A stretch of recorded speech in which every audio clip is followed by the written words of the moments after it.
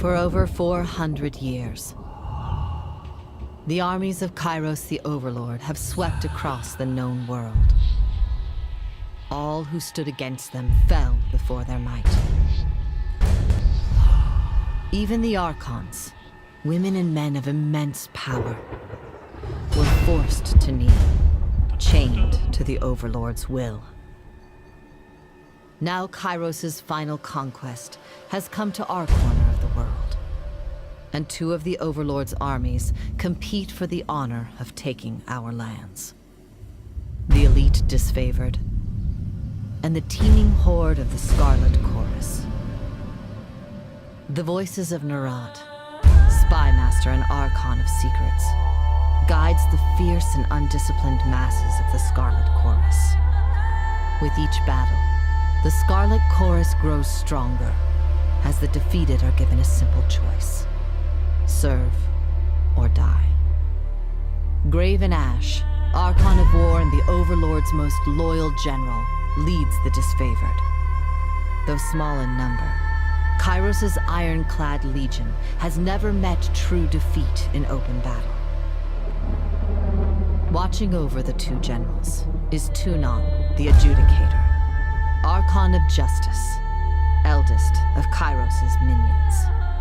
Tyranny brings Kairos' laws to newly conquered lands, aided by the Fatebinders, judges and executioners of the Overlord's laws. You were among the youngest of the court of Fatebinders when Kairos' armies came to our lands.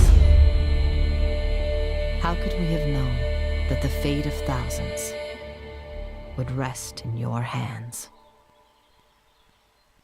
Oh, such epic music. I've got to admit, when they came with this was one of the big draws in for this one.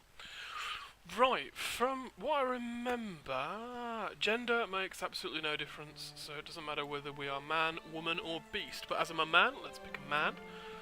I wish I looked like that. As I'm a chunky guy, as you can all tell by that svelte figure that's in front of you all, let's pick ourselves a chubby fat guy. Yeah, it's the one thing about being a streamer is you've got to actually be accurate, haven't you?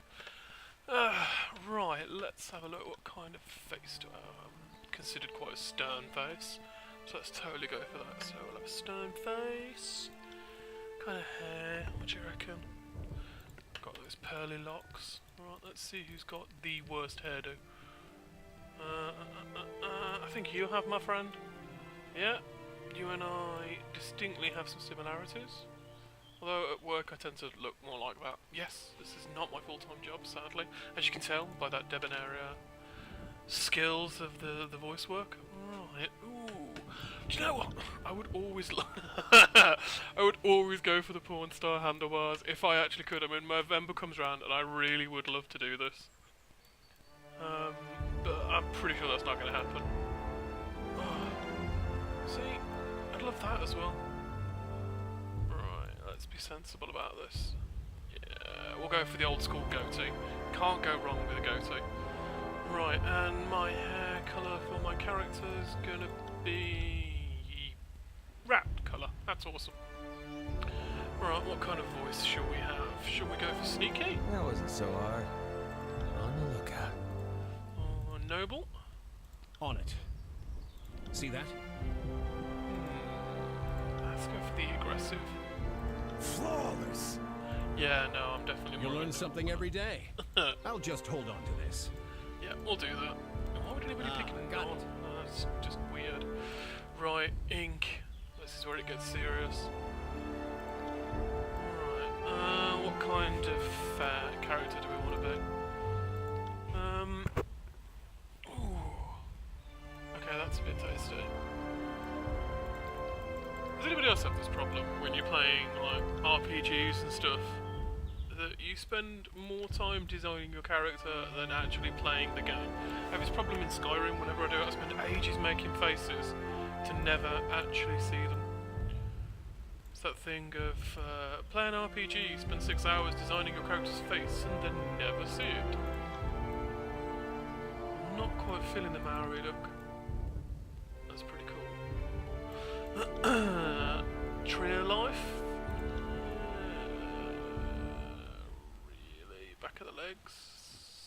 reminds me of a band from back in the day. Oh, what were they called?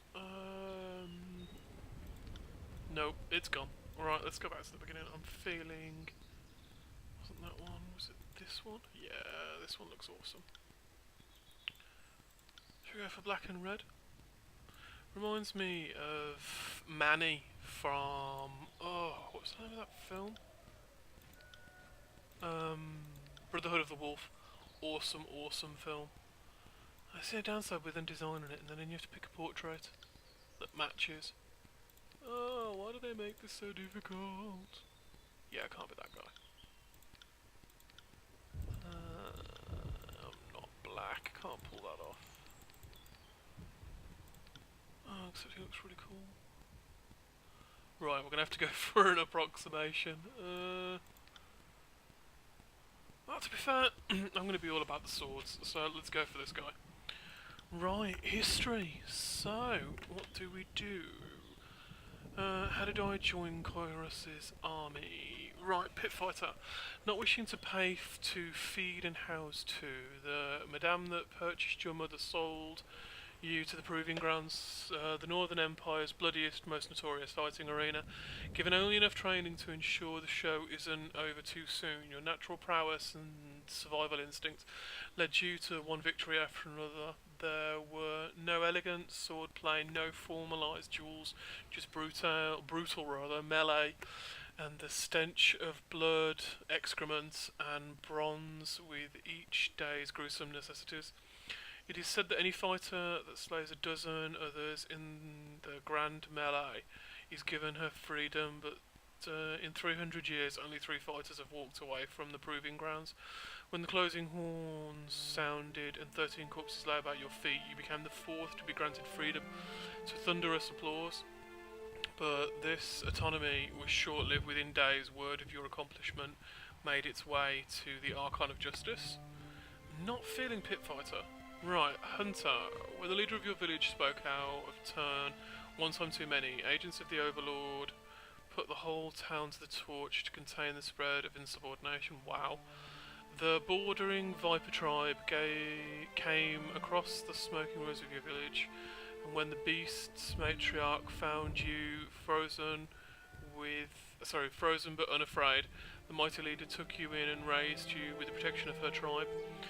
For years you lived with these wild beastmen in their migratory homes throughout the mountains, but the bordering vipers were a dying breed. Each long winter took a greater toll from the last, and once the dwindling tribe was too weak to defend its lands, the disfavoured...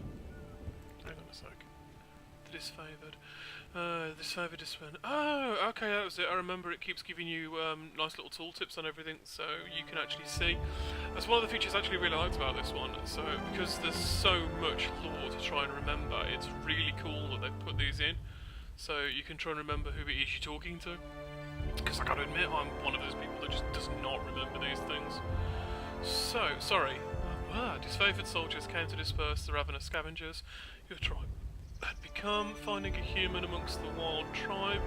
The disfavoured soldiers made a point of taking you alive. News of the wild child of the north eventually spread to the Archon of Justice, and he ordered your release from captivity and delivered you into the court. Yeah, I'm not quite feeling sneaky people.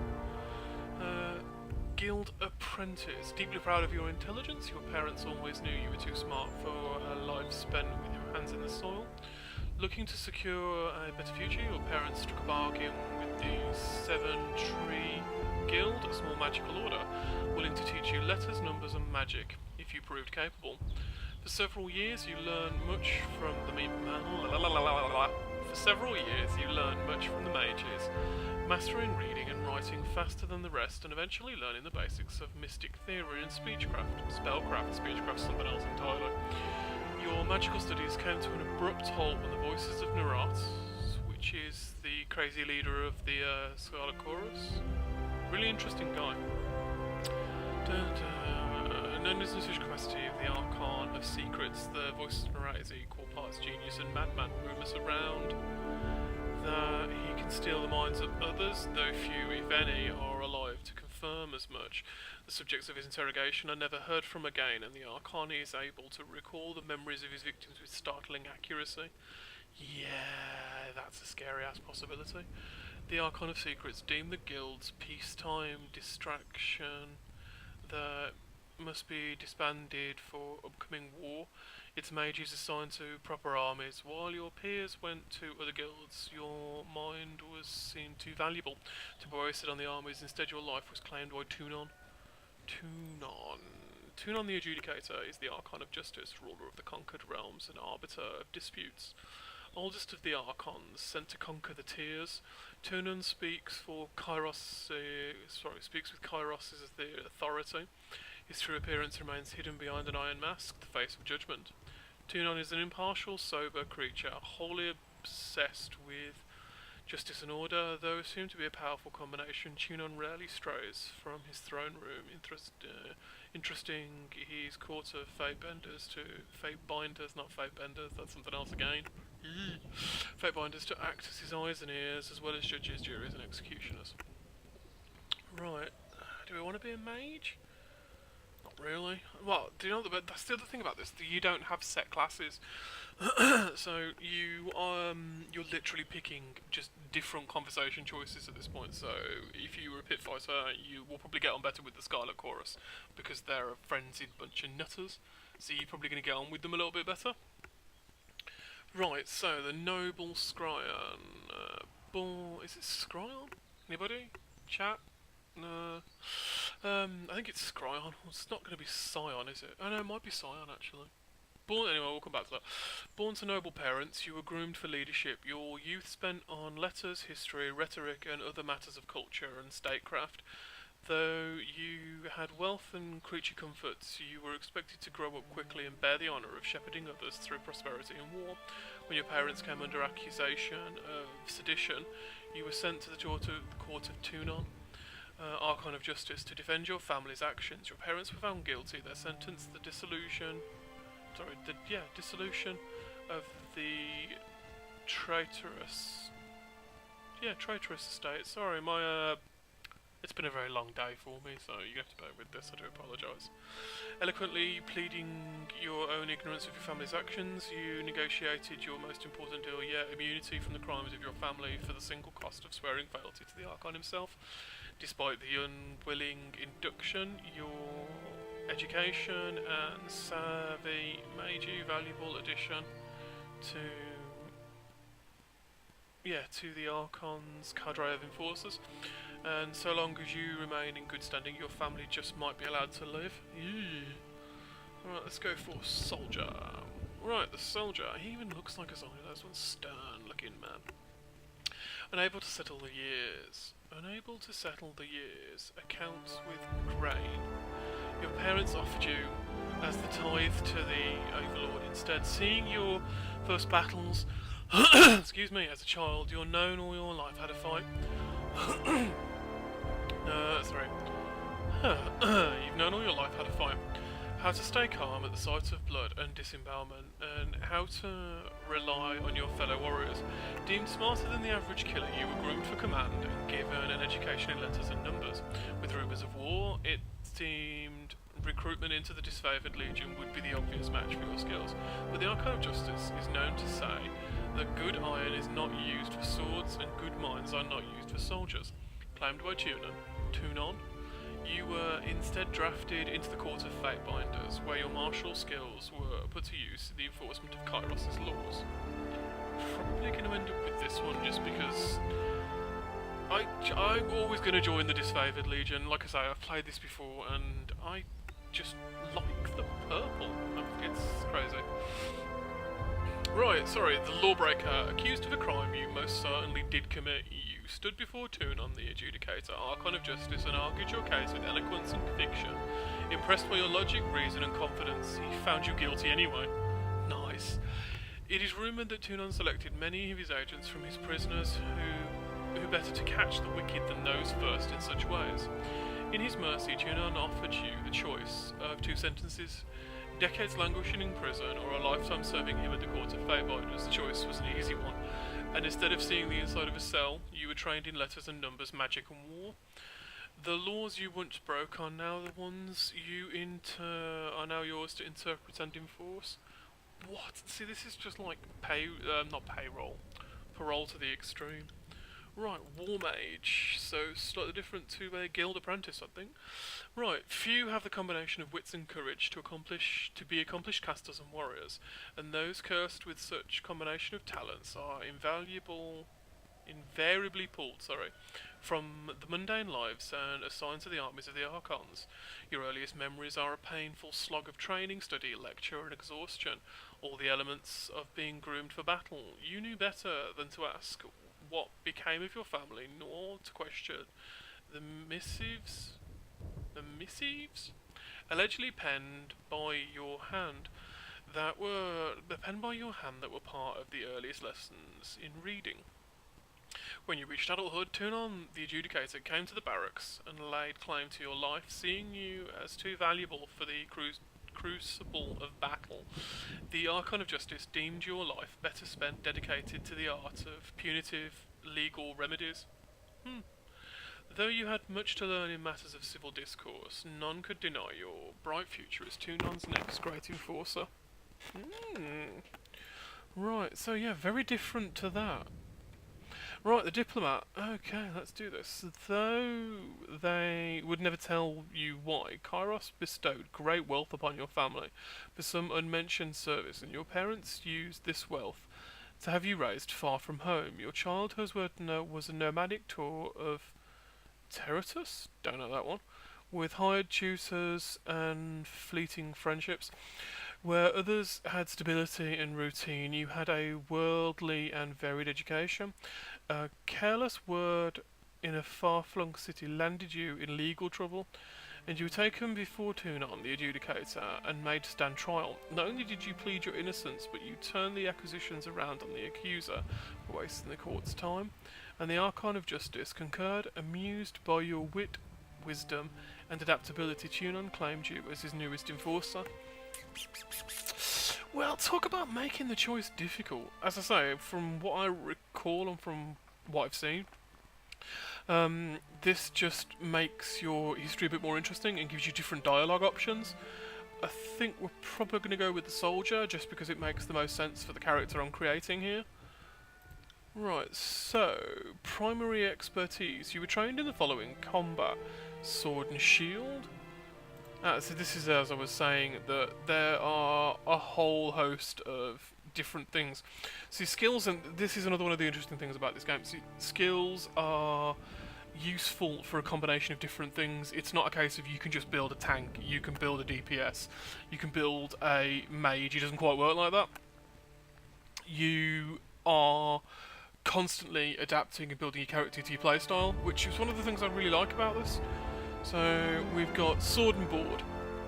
Wielding a weapon and shield puts you in the front line of combat. Standing between enemies and your allies, holding a shield will slow down your attack rate slightly, but give you, good defensive bonuses. Alright, a great sword. Beast. Looks like an elven sword from Skyrim. Wielding a two-handed weapon puts your focus on power rather than speed.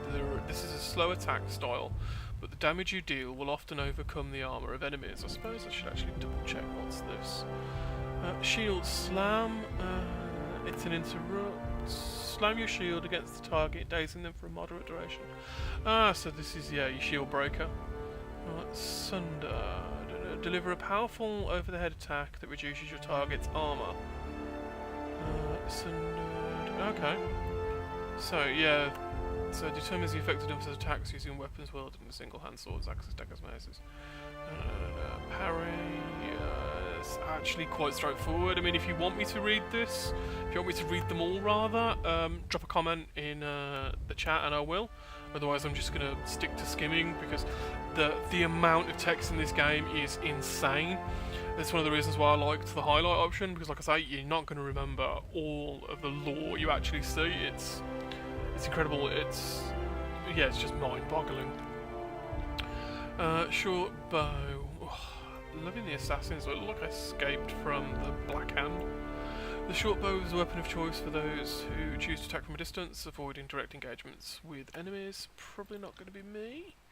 Shock spells, nice standard lightning. Charged fist. Yeah, see, this is the thing you want to pay attention to when playing as mages. It's this distance thing. See, a lot of the attacks are not close range.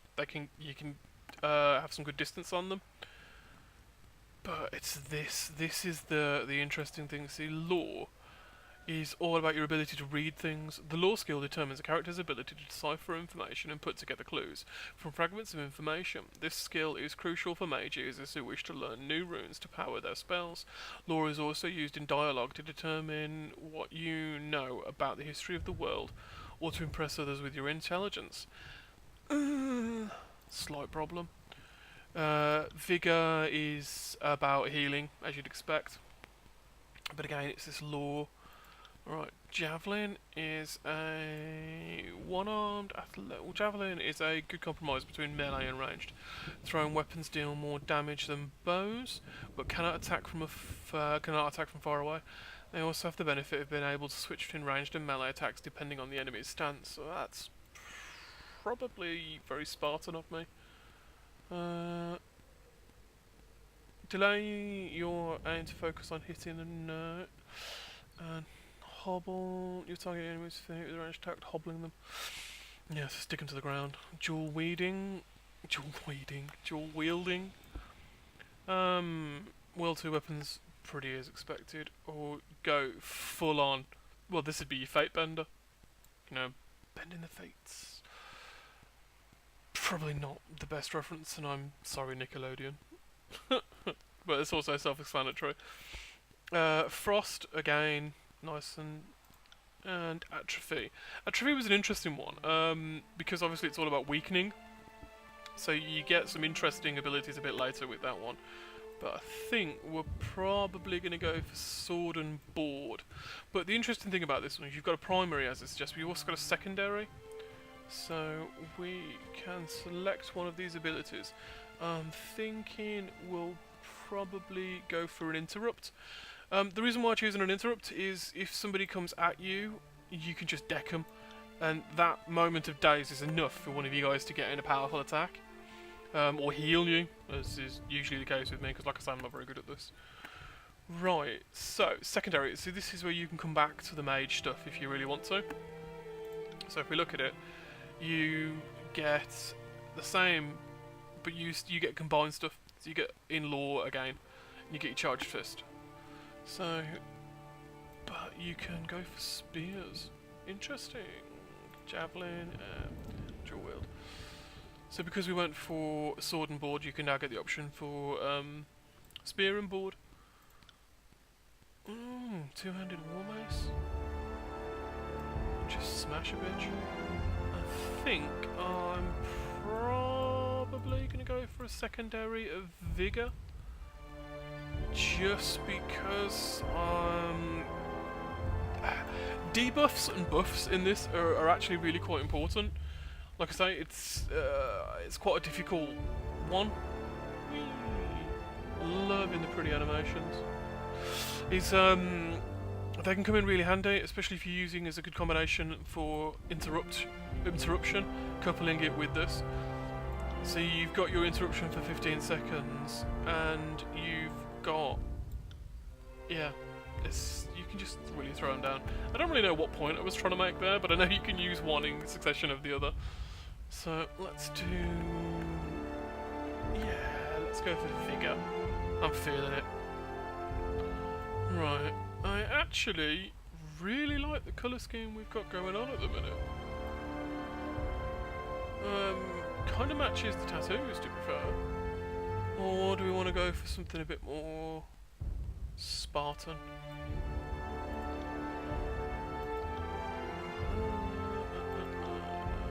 It's all degrees of difficult, really.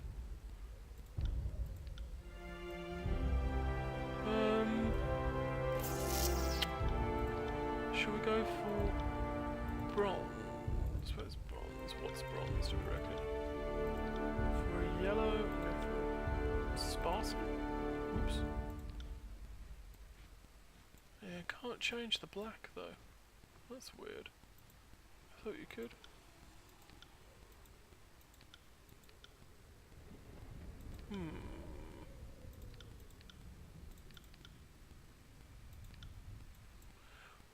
let's go for that then. We'll go for really dark and foreboding colours. Oh my lord. Right, we'll go for the disfavoured style. Oh, I quite like that.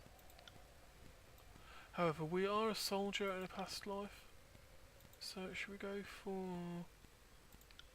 soldiering? Oh, it's so difficult. Anybody watching got any insight on this one? That's quite ecclesiarchal. Let's go for this one. Yeah, let's do this. Oh, right, and the next really awkward part about an RPG is coming up with your character name.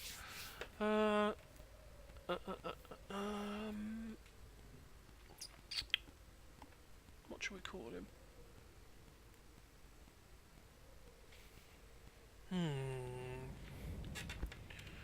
Let's go with mainly because it's one of my favourite characters in all of Helsing. So let's go for Alucard. Yes, I watch a lot of anime, as you can probably tell, because, you know, fat beard. Right, so attributes. This is, again, what I was talking about. As you can see, you've got multiple modifiers here. So as you can see, might affects attacks, but also effects rather in endurance. So, but we also get like it's a primary, and then you've got secondaries. So primarily, we're going to be interested in might because we're all about the swords and boards, but we're also about wizardry. So quickness will definitely come in, say, because you've got a cooldown timer, so we'll definitely go for a bit of that. Resolve is about a greater endurance. So endurance in this one is actually more closely akin to... Ooh. Put the last point in that, so there we go. Armor deflection, see, this is another example. It's all about dealing with those hits, shrugging them off. So quickness is about how often we can act without special abilities. Might's how much damage we can actually put in the situation.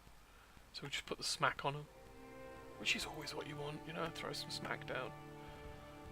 Right, one-handed weapons, we've already got lots of points in this one. So because we chose the soldier earlier, we've definitely got a boost. Right, parry is recommended because of your training with sword and shield. So yeah, as you can see again, oops, it's actually had quite a large impact as to what, so I apologise that it's not just about story options, there actually are some stat changes in this, which I wasn't expecting. Should probably have paid more attention to this in the past. But as you can see, we've got a bonus because of our wits increase, but nothing because of the soldier, because we're not a mage. So let's go for, because I have to do everything up in sensible numbers. Let's increase parry and dodge. I'm not really interested in any of that. Athletics. So athletics determines the character's ability to traverse difficult terrain as well as their ability to execute complicated moves in combat. Athletics is also used in dialogue to determine your ability to intimidate or physically overpower somebody. Parry. The parry skill defends against melee attacks and spells. Higher skill ranks will reduce damage from enemy attacks and may lead them to miss altogether. So I've got 2 points. So let's go parry and dodge. Right, there's two options on this one, which is the conquest option, which means you actually replay the invasion of the tiers, so you get to make some strategic decisions, or you've got quick start. I've yet to actually see any huge bonuses in using quick start, other than you gain access to one of the towns a bit sooner, so we're going to use conquest in this one, because I think it's a bit just better. So we'll try this. So plus it gets us into a nice shiny cinematic. All the world has fallen to Kairos. And now the Overlord's eye is on the Tiers, our home. The last corner of the world free of Kairos' reign. Excuse me. 2 armies. The Disfavored and the Scarlet Chorus marched south from the Northern Empire, the last realm to fall to Kairos a century prior.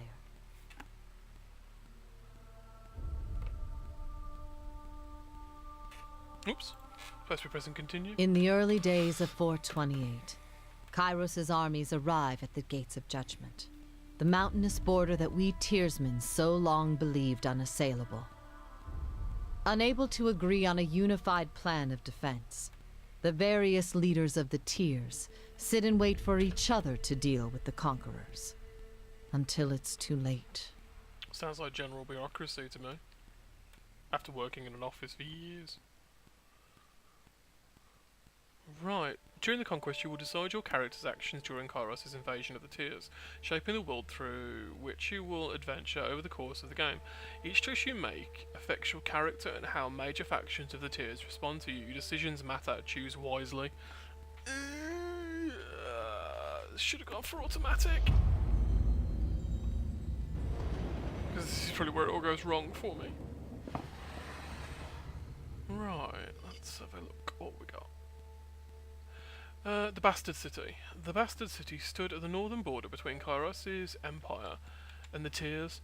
Built upon the natural harbour at the crossings between the realms, the city was a nexus of commerce to the Tears. It was the centre of all wealth to the Northerner. It was little more than a backwater trading of all wealth. To the Northerner, it was little more than a backwater trading post. Its symbolic status was a gateway to the continent, made it a natural first strike in Kairos' military conquest. Should really learn the difference between a full stop and a comma. Circumstances were ideal for you to prove your worth as a soldier in Kairos' armies. Taking this city would send a message to the rest of the Tears. Kairos is insurmountable. Right, so select a token on the map to begin. Let's this one. Infiltrate the Tears. Infiltrate the Tears. History would remember the Gates of Judgment as the first battle of the conquest, but the real combat unfolded with advanced units of both armies departing for the coming war. The Disfavored and the Scarlet Chorus each had a plan to infiltrate the capital city. Which army did you join? Let's have a look at what the other option is. The Gates of Judgment. The armies of Kairos took the battle to the Gates of Judgment. Trumpeting the opening call of the conquest of the Tears, the two armies, the Disfavored and the Scarlet Chorus, brought their distinctive sense of order and chaos to the battle. You went to the battle alongside the armies whose approach best suited your strengths. I'm a soldier, so I'm gonna want to go for a full attack, but realistically, you're gonna want to send in advanced parties. And given the disciplined nature, we'll go with the Disfavored. So what this says, you lend your skills to the elite Disfavored scouts to capture a border garrison. Graven Ashes insisted that an early victory in the offensive would boost the morale of the troops and diminish the haughty overconfidence of the Southerners. I absolutely agree. You joined the Scarlet Chorus as they raided villages and small towns, conscripting every able-bodied man and woman into the army. The voices of Nara emphasised the rewards of conscription and enslavement over wanton bloodshed. Apparently soldiers needed the reminder. Yeah, nah, I'm sorry guys, I'm just not one of them. So let's go for infiltration. I just love the sound effects.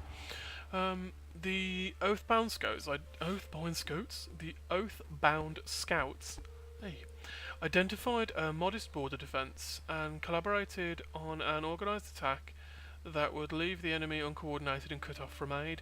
You oversaw the preparations and offered your options on the strategy. When the clashing of swords and spears fell to silence, followed by the cheering of the Disfavored scouts, you were the least surprised. Obviously, because we're a badass. Right, okay, two more options. What we got? Inside Agent. With the border garrison captured by your Disfavored allies, you travel ahead of Kairos' armies, unlocked in the shadows of the city. You decided that converting one of the locals to Kairos' side would help bring the city to its knees. After all, corruption starts from within. Or containing the fire, your fiercest opponents in the city were the mages of the School of Wild Wrath. Too barbaric to use their power responsibly, the unbridled practitioners needed to be stopped. How did you trick the hot-tempered mages into their own undoing? You lured the hot-headed mages to an ambush where the Legion of the Disfavored waited to spring the trap. The soldiers were hungry for a chance to subdue the arcane branches. You tricked the guild elders into meeting the voices and the Archon of Secrets. The Archon was notorious for its cruel and mysterious interrogation techniques. The mages were never seen again. You enlisted a bitter captain of the guard to sell military secrets to the Disfavored. Better that Kairos' forces march to their inevitable victory well informed. True. You came to an arrangement with a well-connected smuggler who knew how to sneak agents of the Scarlet Chorus behind the city walls. The Scarlet Chorus were better operatives than soldiers, and that work required a subtle touch.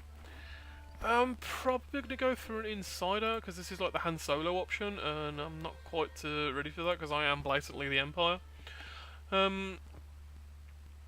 I quite prefer this one because the idea of learning and killing mages is probably the way to go, to be fair. Alright, let's do that. Let's lure them into a trap. The mages took their more dangerous research outside of the city walls. You sent a scout to sabotage a delicate ritual, which caused an explosion that injured or killed many senior practitioners. Enraged. Ooh. Recovery is reduced by 25%. Health is increased by 15. Willpower reduced. That's worth knowing. The survivors expended themselves on a chase through the surrounding hills, where the Disfavored surrounded them and brought them to heel. The few that survived the attacks were conscripted by the chorus. See, they won too. Betrayal of the city. Your tactics of infiltration placed you in the city ahead of the main armies. Your work softened the city's defences for the arrival of Kairos' forces, but you wanted a decisive gesture that would give your allies a meaningful advantage. How did you assist in the fall of the city?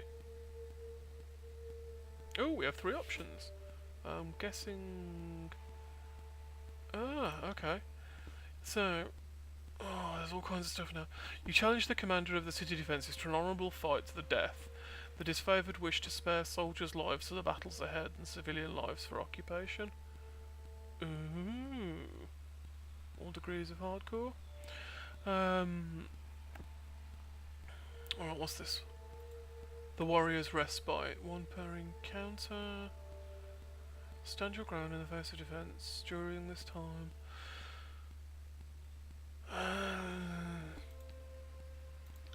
Then again, it might come in handy, you never know. Spread the word of Kairos. You converted the poor and disaffectioned into the hidden army of the Scarlet Chorus. Once it has settled, the army wished to bolster their troops with these sleeper cells. Searing Palm. Whoa. Gather heated energy. No, it's not going to work. Keeping to the shadows, you eliminated the leaders of the city one by one. Concealing shadows. Once per encounter. Create a cloud of obscuring shadows and dust for a short duration. Enemies that use physical attacks against you have a significantly increased chance to miss. During this time, your attacks will also be less effective.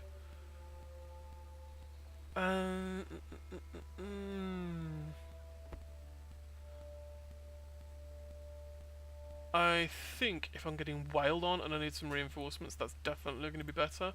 However, rapid healing also sounds good, but it's that damage reduction. 50% damage reduction if I can get my accuracy up.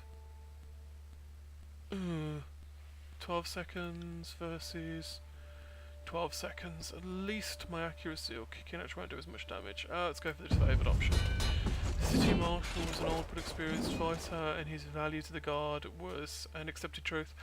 After making guarantees for your protection, you met him in the square of the market district and fought in the view of tense onlookers. The battle drew on longer than you thought possible. Good fortune struck when an ornamental chain hanging from the Marshal's armour snagged the quillion of his sword, granting you the opportunity to end his life swiftly. Chorus's forces celebrated your return to camp, and the disillusion of enemy morale all agreed that the city was poised to crumble.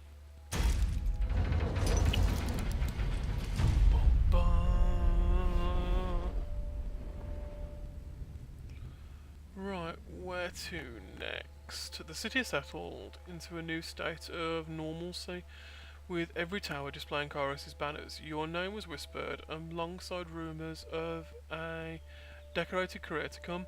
The armies divided into two fronts and migrated south. Tunon sent word that you were to join the next frontier of Chorus's conquest, either as a judge or an overseer of a settlement of Letherian's Crossing, or as a war advisor with the armies advancing into the realm of Apex. What's this? Built in the shadow of the Old Walls Junction in the realm of Haven, Letherian's Crossing is a growing trading settlement. The nearby rivers are rich in iron ore, though the locals lack the technology to smelt and forge the element. In the years following Chorus's conquest of the Tiers, the population has swelled with refugees. Let's go there. Because I don't know what this is. The troops of the mountain realm of Apex stood idle. To the crossing. Diddle-a-da! Right, year 2 of the conquest.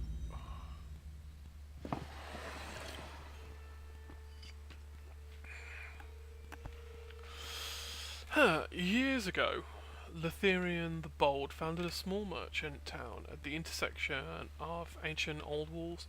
A pact between the settlers and the mercenary company meant that caravans were able to travel without fear of bandits or bane, and the town thrived in modest insignificance. Letherian's Crossing drew Chorus's attention for the iron deposits in the surrounding hills. With the region under Chorus's control, the northern smith mages could set up workshops to refine ore and arm the disfavoured with the finest weapons of the known world. The Archon of Secrets dismantled the mercenary support with a generous bribe, taking the crossing in a bloodless victory. Tunon dispatched you to travel alongside Chorus's forces and bring order to the region. Well, I want the iron. The iron must flow. Chorus's smith mages worked day and night to create weapons. No one faulted their dedication, yet production was low. The plans that came to light proved diverse to the disfavoured and to the Scarlet Chorus. On one hand, the additional manpower was needed for the fighters, not forgers. On the other hand, the celebrated weaponry of Chorus's armies needed to be fiercely guarded. What are my options? The Scarlet Chorus took refugees from the recent influx and forced them to serve in Chorus's military. You repurposed these individuals to haul wagons of iron for the smith mages. This proved an inconvenience to the Scarlet Chorus, who relied on their force of numbers to be effective in the battle. In the field. You conscripted help from a local tribe of beastmen. Their strength would be more than offset the disobedience. The disfavoured protested that savages have access to the secrets of iron, but their voices were few compared to the support. So I either go for humans slave labouring or enslaving monsters. Awesome. The cult of Syrian Archon of Song used her arcane charm to lure locals to join in Chorus's army. As a patroness of the Scarlet Chorus, her efforts were crucial to the conscription of new recruits. When an enthralled, disfavoured soldier joined her cult, his company feared that the Archon was growing out of control and needed to be stopped. So there you go. The disfavoured demanded the Archon of Secrets cease her recruitment practices and they be allowed to violently subdue her cult of followers. The loss of soldiers was a significant setback for the Scarlet Chorus. In Scarlet Chorus tradition, you sent the latest batch of cultists to the front lines of Apex campaign. Those who survived were welcome to remain in Chorus's military and their performances would stand as testimony. Yeah, I'm so not going anywhere near that shit. and I'm definitely picking the disfavoured response because I'd rather we don't continue supporting the Scarlet Chorus's need to recruit prisoners of war. I don't understand the loyalty, how that works. They're just mental. Right, the population of Lotharian's Crossing had swelled from the emptying of lands destroyed by Chorus's army. Although the Scarlet Chorus fought to keep the refugees under their control, the need for protection could not wait. The new recruits were reassigned to haul iron ore from treacherous mine shafts, labour more befitting of slaves than Kairos' artisans. Though the disfavoured grew stronger with the advantage of more weapons, the Scarlet Chorus diminished as their ranks found themselves with one less opportunity for growth. I suspect that I'm probably going to end up getting jumped on. Pick of the armory. Since you aided the production of weapons, commanders of both armies lobbied for additional arms. They offered all manner of bribes to the next in line for the fitting of succession with the Master of the Forge. How did you state... Oh, excuse me.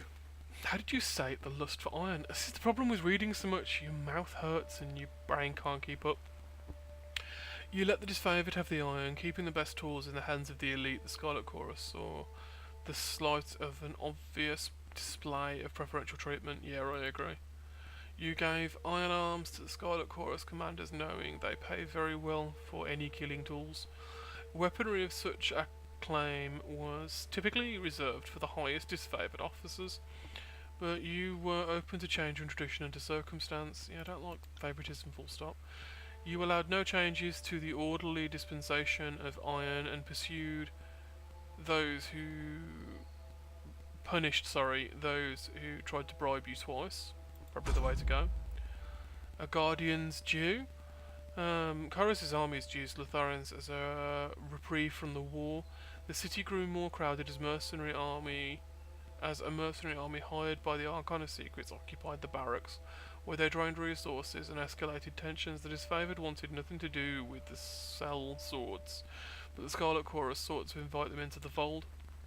The disfavoured demanded that the mercenaries be kept far from Kairos' armies. The righteous occupiers would not deign to share provisions or supplies with degenerate sellswords. You built a separate barracks and mess hall in order to keep the sellswords out of the army's way and enact strict laws against disorderly conduct. You let the Scarlet Chorus and the mercenaries engage in combat games and challenges and allowed laws against revelry and merriment to go unenforced.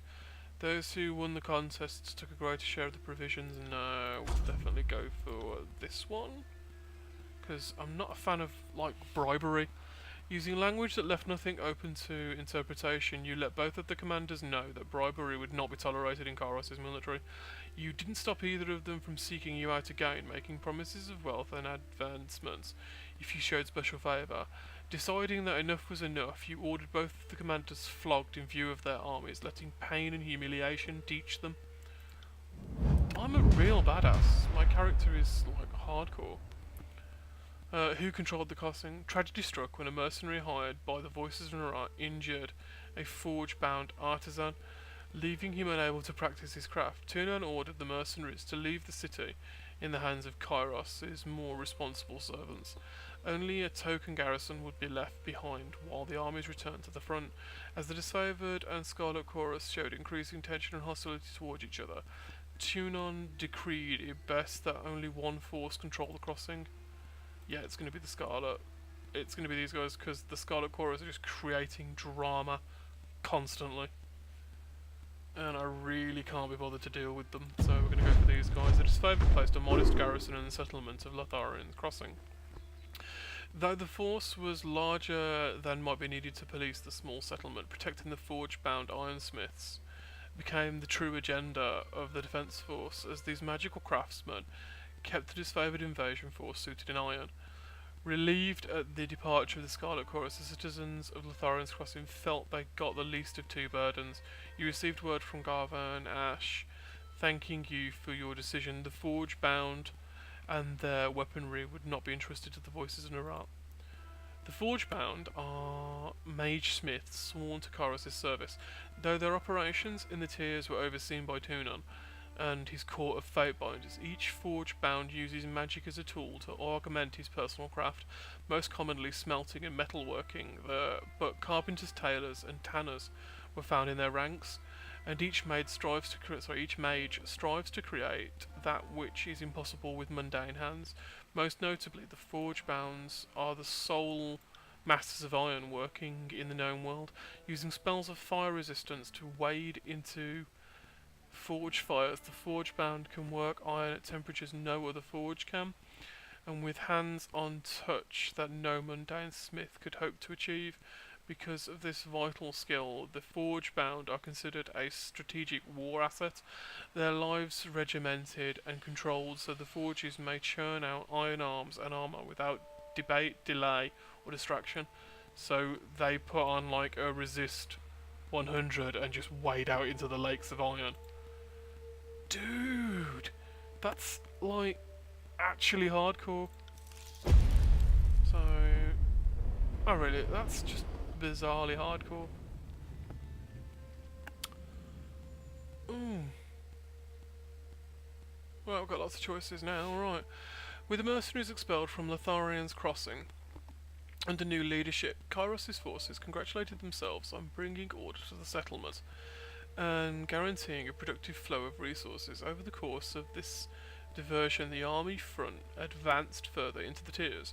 Your skills were needed in the realm of Azure, Stalwart, and the Vellum Citadel.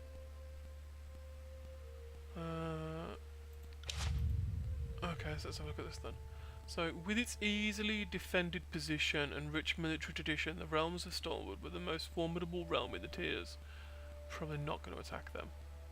Azure, Kairos dispatched the Archon of Stone to subjugate the nation of Azure. Kairos' conquering gaze fell upon the Vellum Citadel, its treasures, its knowledge, and its secrets.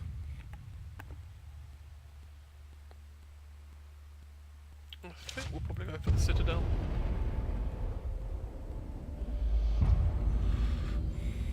Because you can't beat a good bit of knowledge and secrets, can you?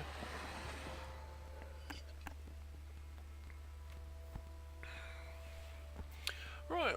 The Vellum Citadel was an archive and library of massive scale. Its inhabitants were known as the School of Ink and Quill, a circle of mages that centuries ago carved out their own mountainous refuge on lands unsettled by the other major realms. Whoops. Legend said that the Citadel housed a treasure trove of arcane knowledge. Oh god, the chorus are going to want this like you would not believe. The Overlord spies infiltrated the school and confirmed as much. The time was ripe to send a detachment to the Great Library Fortress and force the scholars to yield to Kairos. Oh, this is not going to end well. Right, let's try this. Songs of Ensnarement. Sirin, the Archon of Song, used her powers to enthrall enemy mages who crept behind the Citadel walls. After Kairos' forces rounded up the arcane practitioners, the disfavoured began executing the new captives before they could share dangerous knowledge, a crime under Kairos' law. Interesting. You calm the disfavoured with compromise. The sages' mouths would be bound with iron bridles, preventing them from speaking their forbidden knowledge. It's the man in the iron mask all over again, I tell you. You punish the disfavoured for executing mages bound to the Scarlet Chorus, ordering that several disfavoured soldiers be given to the Archon of Song as her personal bodyguards. Yeah, I don't think the crazy woman who can sing people into submission need extra, you know what I mean? It seems like a bit... a detachment of Kairos' army, chain of command. A detachment of Kairos' army marched on the Vellum Citadel, expecting an orderly surrender. As they neared the main gates, a blast of arcane energy struck the commander dead. Suddenly, the highest-ranking officer alive, Kairos' forces, looked to you for the next step. The call weighed heavy on your mind as an immediate influence on soldiers' losses. You ordered the expendable Scarlet Chorus to attack, commanding the disorderly mob forward. To give the elite is to withdraw. Though a costly manoeuvre in terms of lives lost, This assured the survival of the most capable and effective soldiers. Eee. You ordered the disfavoured to advance their shield wall, knowing that a handful of Chorus's loot would hold off the attack until the Scarlet Chorus retreated. You knew the disfavoured would despise you for the losses at the Scarlet Chorus, but that was a small price to pay for saving lives. Right, so I've either got go for Operation Human Shield with the disfavoured, or Operation Human Shield with the Scarlet Chorus, or Man in the Iron Mask it, or give her some weird sex slaves. What a choice. Let's go for Man in the Iron Mask, because that won't go wrong at all. As the disfavoured fitted the sages with their restraining masks, the Scarlet Chorus openly criticised the suppression of enemy intelligence. You gave the soldiers a stern lesson on Chorus's laws and the sensitive treatment of forbidden knowledge, but that didn't stop the whispering and rumours that the conquest was being mismanaged. It didn't matter how that was going to go, it was not going to end well, was it? Right of command. The Archon of Song incited the Scarlet Chorus recruits to fight their leaders. Bosses were killed and supplanted left and right, and this favoured demanded an end to the practice for the good of the conquest. Kinda makes sense if you keep killing everybody.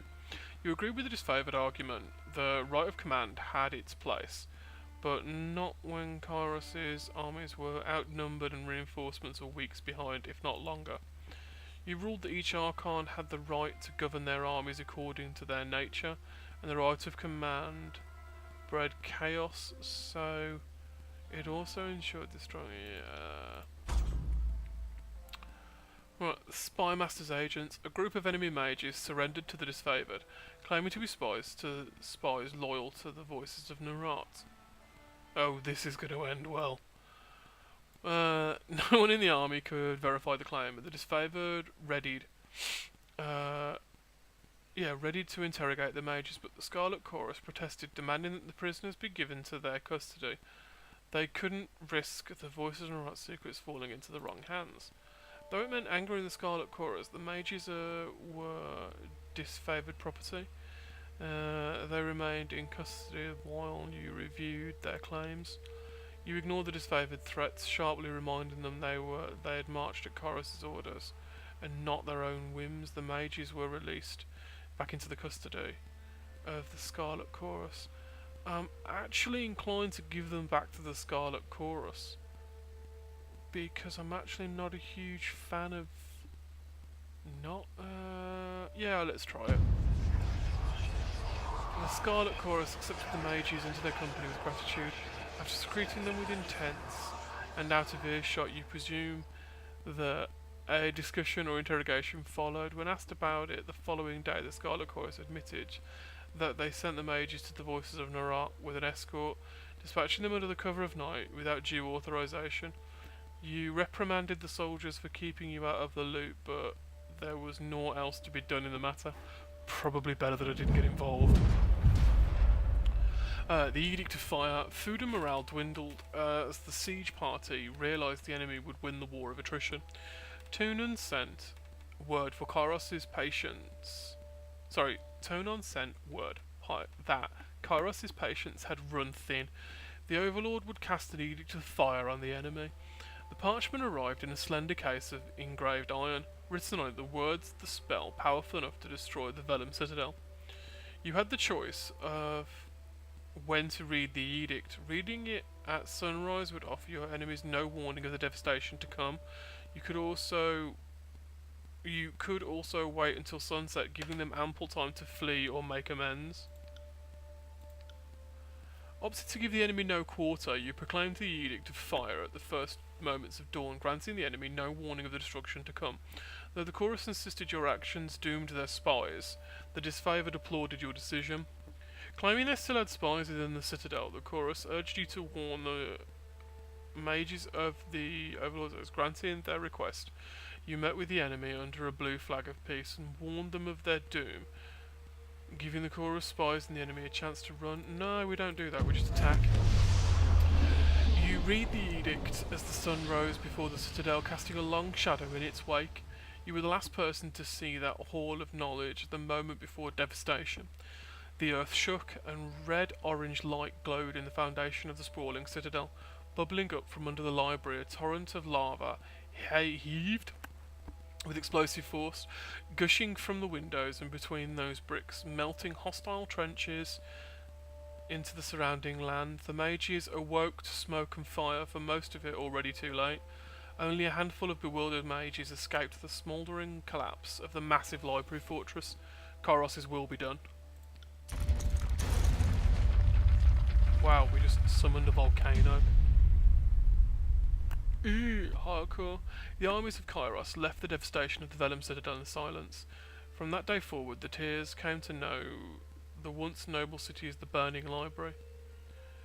This was an undisputed loss of resources, knowledge, culture, life, but a message had to be sent. The Overlord will not tolerate defiance.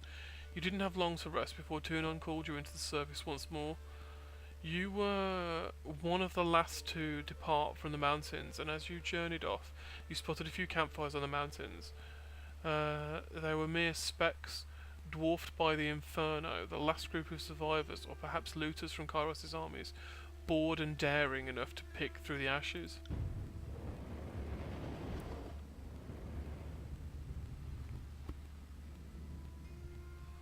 You've reached the end of Kairos' conquest. Do you want to continue or erase your progress and start over? What do you reckon? Probably just continue. It's going to be easier, isn't it?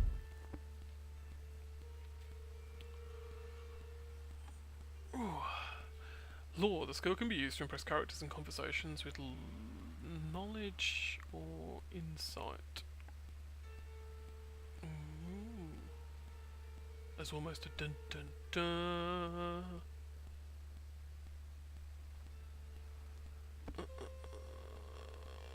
Right, however, as I also stream to YouTube, I'm just going to end the recording for that.